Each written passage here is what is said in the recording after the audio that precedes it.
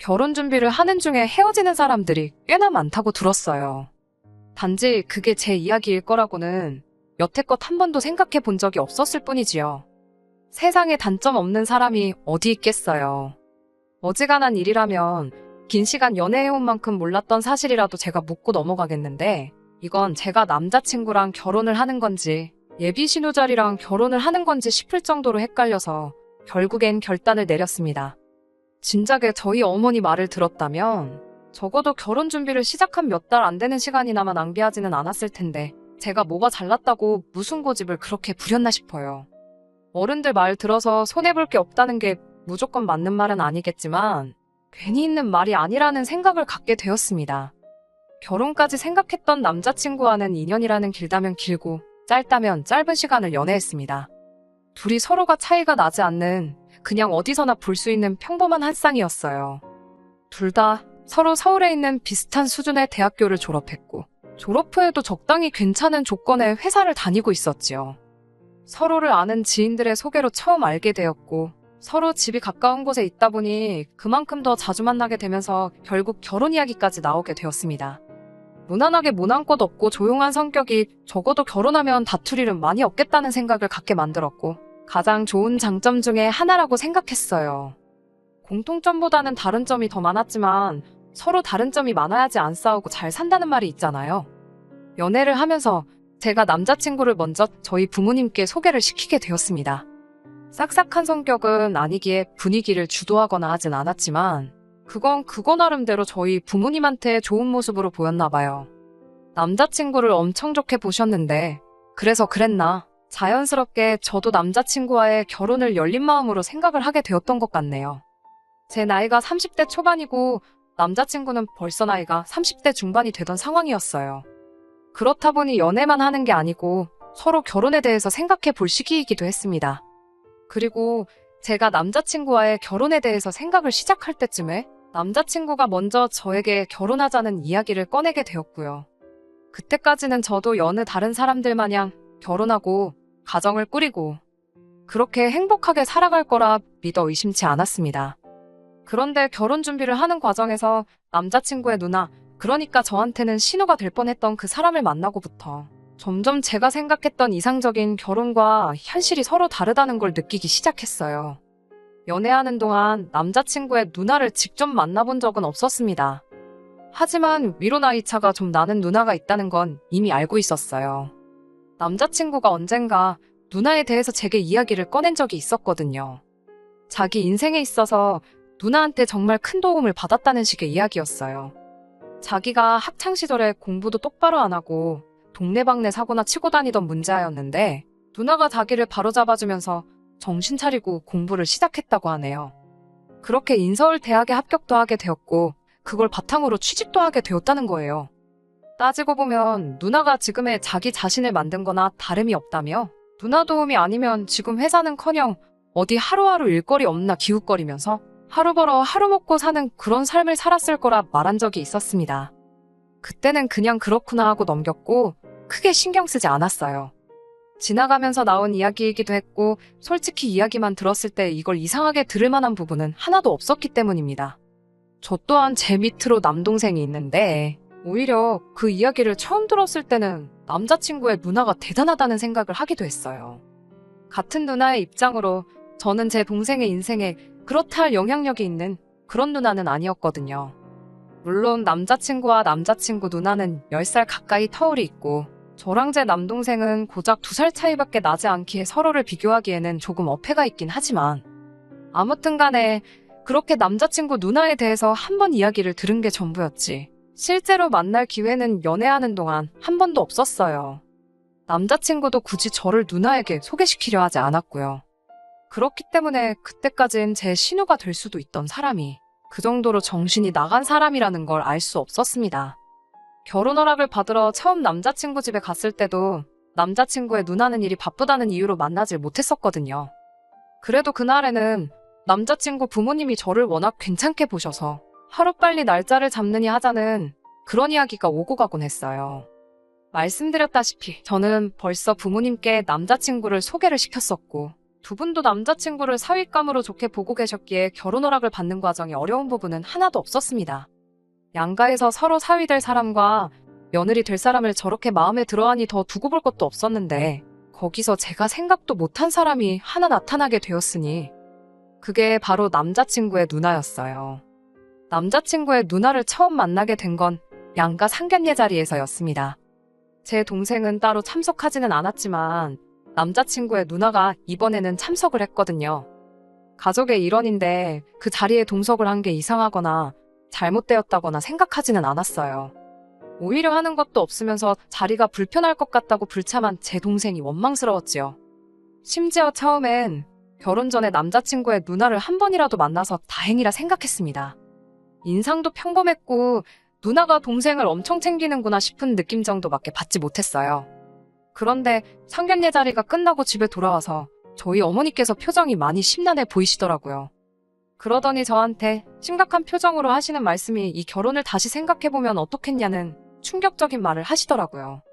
누구보다 제 남자친구를 마음에 들어하셨고 농담처럼 사위라고 부를 때도 있던 분이셨는데 상견례 자리에서 양가 어른들끼리 의견 충돌이 있던 것도 아닌데 갑자기 어머니께서 저러시니 저도 많이 놀랐어요. 어머니께 방금 상견례 마치고 왔는데 그게 무슨 말씀이시냐 물었어요. 어머니께서 하시는 말씀이 오늘 쭉 보아하니 신우자리가 아주 보통이 아닐 것 같다고 하시더군요. 제가 그 누나를 이길 수 있을 것 같지는 않고 결혼하고 나면 그로 인해 고생문이 열릴 게 훤히 보여서 그런다는 거예요. 저는 솔직히 그때 그 순간에는 어머니가 갑자기 왜 저러시나 싶었습니다. 이야기 다 끝난 상황에 결혼을 뒤집어 엎어야 한다고 말씀하시는 게 말이에요. 게다가 제가 봤을 땐 그런 느낌은 전혀 없었고 평범하게 우애 깊은 남매의 모습처럼밖에 보이질 않았었거든요. 누나가 동생 챙기고 동생이 누나 챙기고 귀찮다고 안 나온 제 동생하고 비교해보면 얼마나 보기 좋은 모습 아니냐고 어머니 말에 대들었었지요. 그랬더니 어머니께서 저에게 말하시기를 어머니께서 살아온 세월이 몇 년인데 웬만한 사람들 딱 보면 안다고 하시면서 걱정이 돼서 그런다 하시더라고요. 다른 사람 일도 아니고 니네 큰고모가 딱 그런 신우였다고 하시면서요. 저희 친가 쪽, 그러니까 저희 할머니께서 아들 욕심이 있으셔서 아버지 위로 누나가 4명이나 있어요. 아버지 위로 큰아버지도 계시긴 하는데 아들 하나 잘못되면 어쩌냐며 두 번째 아들을 봐야 한다고 해서 그렇게 된 거래요. 아무튼 덕분에 어머니께서는 졸지에 4명의 신우에게서 시집살이를 당하셨다고 해요. 그런데 당시 아버지는 어머니한테 시집살이가 다 그런 거 아니겠냐며 너가 참아라 하는 식으로 따로 중간 역할을 안 해주셨다 합니다. 그도 그럴 게 큰고모와 아버지가 터울이 많이 나서 큰고모가 아버지를 업어 키우다시피 했대요. 그러니 당시 아버지는 큰고모의 말을 거역할 수 없던 상황이었고 그런데 그 피해는 고스란히 저희 어머니가 받으셨던 거예요. 할아버지, 할머니 돌아가시고 나서부터는 큰고모가 저희 부모님한테 키워준 값을 내놓으라며 매달 생활비 100만 원씩 보내라고까지 해서 그제서야 아버지가 정신 차리고 큰고모와는 연을 끊고 지내고 있어요. 아무튼 그것 때문에 아직도 저희 어머니는 큰고모 이야기만 나오면 치를 떠시는데 어머니 말씀은 큰고모가 딱 그 짝이라고 하시면서 당신이 보낸고된 시간을 딸인 제가 똑같이 받을까봐 걱정이 된다 하시대요. 남자친구가 순한 성격에 싫은 소리 하나 못하는 성격인데 과연지 누나랑 제가 문제가 생겼을 때 딱 부러지게 중간 역할도 못할 것 같고 저희 아버지 마냥 누나 뜻에 따르자 네가 참아라 할 것 같다고 하시더라고요. 아직 결혼 날짜를 잡은 것도 아닌데 더 늦기 전에 무르는 게 좋지 않겠냐고 하시길래 제가 요즘 이때가 어느 땐데 신우 시집살이 이야기를 하시냐고 세상이 많이 변했다고 걱정 붙들어 매라고 말을 제가 딱 잘라버렸어요. 걱정하시는 어머니를 뒤로하고 저는 저대로 다시 결혼 준비에 집중을 하기 시작했습니다. 어쨌든 인생에 단 한 번 있는 결혼식인데 소중한 기억이었으면 싶어서 실수 없이 잘 준비하고 싶었어요. 제가 회사에서 하는 일이 연관이 되어 있기 때문에 여태까지 들어간 비용부터 앞으로 들어갈 비용까지 결혼식에 관련한 모든 걸 꼼꼼히 정리해 표로 만들어 놓았습니다. 아낄 수 있는 곳은 아끼고 욕심 부릴 곳은 욕심 좀 내려고 했어요. 남는 건 사진밖에 없다잖아요. 그래서 웨딩 촬영이나 본식 촬영 부분에 예산을 넉넉하게 잡았어요. 그러면서 자연스럽게 스드메 쪽에도 비용이 평균보다는 조금 더 들어가게 되었지요. 하지만 그렇다고 해서 그게 막 몇천만 원 단위로 더 들어가는 것도 아니고 몇십만 원 차이밖에 나지 않았어요. 남자친구도 자기는 이런 거 잘 모른다며 저보고 알아서 잘 준비하라고 말을 했는데 제가 정리해놓은 표를 보여주고 며칠 지나지 않아서 갑자기 결혼식 비용에 대해서 길게 할 말이 있다고 저를 불러내더라고요. 그런데 그 자리에 나가보니 다른 사람도 아니고 남자친구의 누나가 그 자리에 같이 앉아 있었어요. 남자친구의 말은 겸사겸사라고 상견례 때 말고는 누나를 따로 소개시켜준 적이 없지 않았냐며 이참에 누나랑 인사도 시키고 그러려고 불렀다 하대요. 그때부터 촉이 안 좋긴 했는데 역시나 안 좋은 예감이 틀리는 법이 없더라고요. 남자친구의 누나가 제가 남자친구한테 보내줬던 예산을 정리해놓은 표를 들이밀면서 옳게 될 사람이 씀씀이가 아주 보통이 아닌 것 같아. 신우되는 사람으로 그냥 두고 볼 수가 없어서 한마디 하러 나왔다는 말을 하더라고요. 그때 문득 어머니께서 제게 걱정되었다고 하신 그 말이 떠올라서 아차 싶었습니다. 그리고 제가 준비한 예산을 두고 주저리 꼬투리를 잡기 시작하더라고요. 웨딩홀 식사는 미리 먹어봤느냐 하는 사소한 잔소리로 시작해서 본격적으로 시비를 걸어오기 시작했어요. 저도 여기저기 알아봤고 결혼식 비용에 신혼여행까지 포함해 2천이면 평균적인 비용이라고 알고 있었는데 돈을 물쓰듯이 쓰네 어쩌네 하면서 내 결혼식인데도 마치 자기가 결혼하는 것 마냥 이것도 잘 알아본 것 같냐 저건 너무 비싼 거 아니냐 하면서 자기 말만 들으면 결혼식 비용을 반으로 줄여주겠다니 어쩌니 허세를 다 부리더라고요. 결혼식 영상이니 웨딩 사진이니 결혼하고 나서 아이라도 태어나보라고 그런 거 보면서 추억에 잠길 여유 같은 게 없는 것이 현실이라면서 쓸데없는 데다가 거금을 쓰지 말라더라고요. 시간을 돌릴 수가 있으면 자기는 웨딩 사진부터 생략하겠다나 어쩐다나요. 그러더니 스드메도 자기가 다니는 동네 미용실 언니한테 부탁할 테니 그 사람한테 받으라고 하고 촬영도 자기 지인 중에 사진 아주 기가 막히게 찍는 사람이 있다며 그 사람한테 부탁을 하겠다는 겁니다. 돈 아끼는 것도 좋지만 각자 분야에 프로페셔널들이 있고 저도 다 알아보고 진행한 건데 뭐 저렇게 감노하라, 배노하라 하는 건지. 그런데 그 와중에 남자친구도 지 누나 말에 고개를 끄덕이면서 이렇게 돈을 아낄 수 있는 부분이 많았냐고 하면서 역시 경험을 무시할 수는 없다면서 누나 대단하다고 엄지를 축혀 올려 세우고 있더라고요. 애초에 내가 내 결혼식을 어떻게 하는 건 이제 더 이상 중요한 문제가 아닌 듯 싶었어요. 제가 알아서 하겠다는 말을 하기도 전에 그럼 스드메랑 촬영은 이렇게 넘어가면 되고 하면서 다음 할 말을 또 끄집어내더라고요. 저희가 생각해둔 결혼식 날짜가 내년 3월 중순쯤 추위가 살짝 풀릴 때쯤에 올릴 계획이었어요. 그런데 신우가 날짜를 듣더니 결혼식까지 아직 5개월이나 더 남지 않았냐며 시간을 아끼려면 지금 임신을 해야 한다고 하는 겁니다. 남자친구도 30대 중반이면 이른 나이가 아닌데 뭐 여자 나이 30대 초반이면 늦은 거라고 아이한테 안 좋은 영향이 있을 수도 있다면서 하루라도 유전자가 젊을 때 아이를 가져야 한다는 거예요. 그러면서 아직 5개월이나 시간이 남았으니 결혼식 올리기 전에 아이를 가질 수 있도록 지금부터 노력을 하라는 겁니다. 애를 미리미리 만들어두라니 무슨 음식 재료 준비하는 것도 아니고 저걸 말이라고 하는가 싶었어요. 이미 어머니 말씀이 떠올라서 이 결혼은 어머니 말대로 뒤집어 엎어버리는 게 맞구나 하는 생각이 들었습니다만 그래도 뭐라 한마디 해주기 전까지는 제 속이 풀리지 않을 것 같아서 어디 얼마나 더 선을 넘으려고 그러나 보자 싶어서 자리를 지키고 앉아 있었어요. 아니나 다를까 저한테 결혼 자금으로 모아놓은 돈에 대해서 묻더라고요. 제가 모은 돈이 1억, 남자친구가 모아놓은 게 1억 4천이었거든요. 이미 남자친구와는 서로 얼마 모았는지를 오픈해 놓은 상황이었고 그 예산에 맞춰서 제가 주도적으로 예산을 짜고 있던 상황이었지요. 제가 작성한 표도 인쇄해서 가지고 있었는데 분명히 남자친구의 누나가 제가 모아놓은 돈이 지 동생보다 4천이 적다는 사실을 모르고 물어봤을 거라는 생각이 들지 않았습니다. 아니나 다를까 결혼식 비용으로 돈을 저렇게 흥청망청 써제끼는데 모아놓은 돈이 많을 리가 없지 그러면서 저를 앞에다 두고 제 흉을 보더라고요. 결혼 후에는 얼마나 낭비가 심할지 눈에 보인다고 하면서 참으로 걱정이라는 거예요.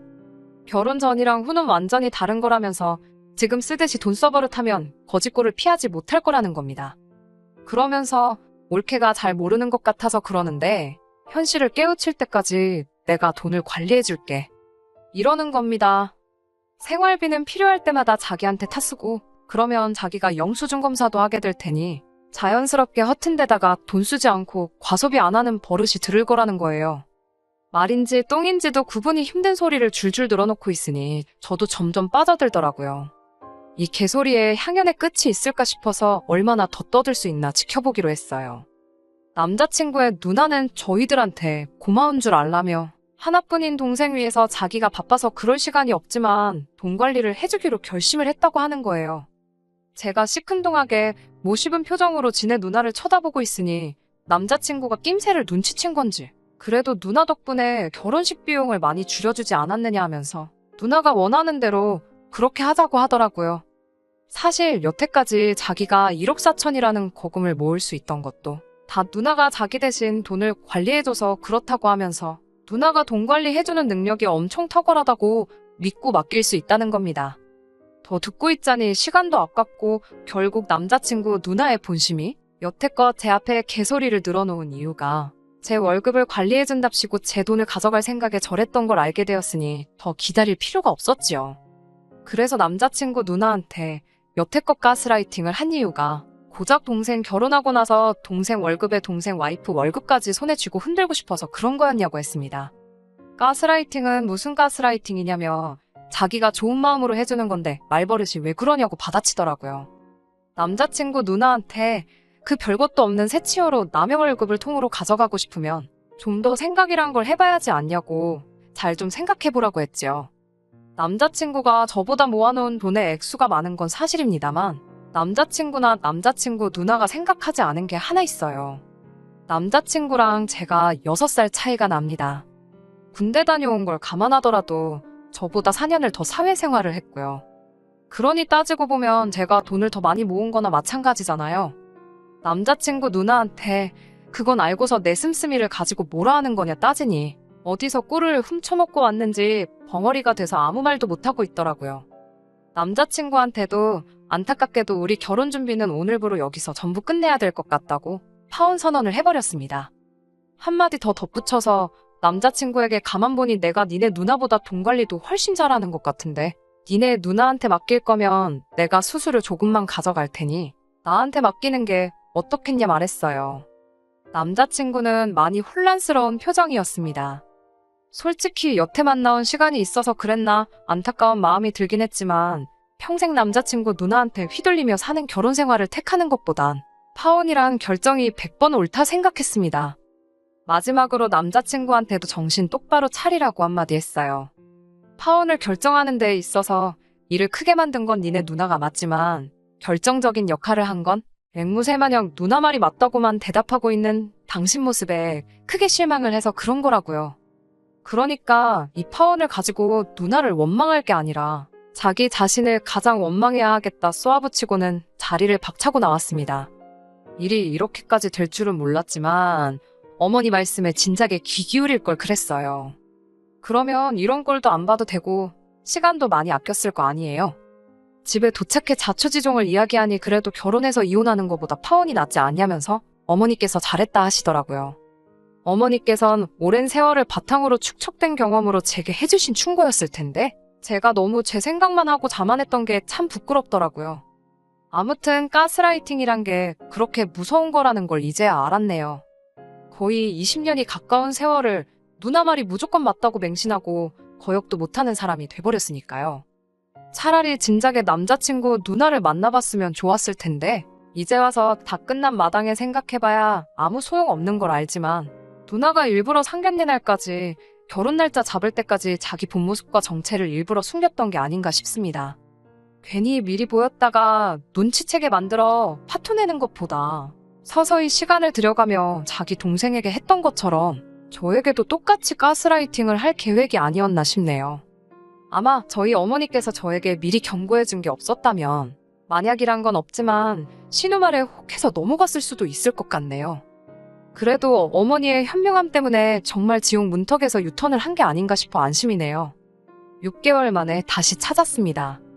원래대로였다면 결혼식을 지난달에 올리고 딱 신혼여행 다녀와서 신혼생활을 즐기고 있었을 그때 그 스니입니다. 사연 남겼던 게 생각이 나서 이렇게 후기를 보내드려요. 사실 남자친구한테서 파혼을 하고 한 달이 지나지 않아서 다시 연락이 왔습니다. 제가 옳았고 누나가 틀렸다고 하면서 말이에요. 저는 솔직히 그날 충분히 이해를 시켜줬다고 생각했는데 제정신을 차릴 때까지 시간이 좀 걸린 게 아닌가 싶었어요. 얼굴이 반은 울상이 되어서 한다는 말이 누나가 여태까지 자기를 속여왔다는 겁니다. 무슨 말인고 하니 제 말을 듣고 자기가 곰곰이 따져서 계산을 해봤는데 아무리 생각해도 돈이 5천만 원 이상은 비는 것 같다고 하는 거예요. 자기가 자취를 하고 있었지만 뭐 취미가 있는 것도 아니고 술을 즐기는 것도 아니라서 생활비라고 별로 드는 것도 없는데 자기가 10년이 넘는 세월 동안 벌어들인 돈만 계산해봐도 1억 4천이면 돈이 너무 적다 싶었다네요. 그래서 지 누나한테 자기 돈을 관리한 내역을 좀 보고 싶다고 물어봤는데 누나가 보여준다 하면서 차일피일 미루다가 남자친구가 집까지 찾아가니 따로 관리한 내역을 적어놓은 게 없다는 식으로 나왔다는 겁니다. 알고 보니 그동안 남자친구 누나가 야금야금 남자친구 돈에서 자기 필요한 데다 쓰고 애들한테 쓰고 놀러 다니고 뭐 그랬던 사실을 알게 되었다네요. 그래서 이제 다 깨달았다고 누나랑은 연을 끊었고 이제 제가 하자는 대로 할 테니 다시 시작하자고 하는 겁니다. 그래서 남자친구한테 이제라도 정신 차려서 다행이고 다시 시작할 마음은 없으니까 다른 사람 찾아보라고 한마디 해줬네요. 결국 스스로 잘해볼 생각은 없고 누나 대신으로 찾은 게 저니까 제 말 듣고 살겠다는 거잖아요. 자기 스스로 생각해서 결정도 못 내리는 그런 사람하고 살아봐야 좋을 거 하나 없고 저러다 또 언제 누나 품에 돌아갈지 누가 알겠나 싶어서 내 사전에 두 번째 기회란 없다고 그냥 잘 살려고 했습니다. 그렇게 영영 이별하게 되었는데 아쉬운 건 하나도 없네요. 그냥 속이 후련할 따름입니다. 끝까지 들어주셔서 감사합니다.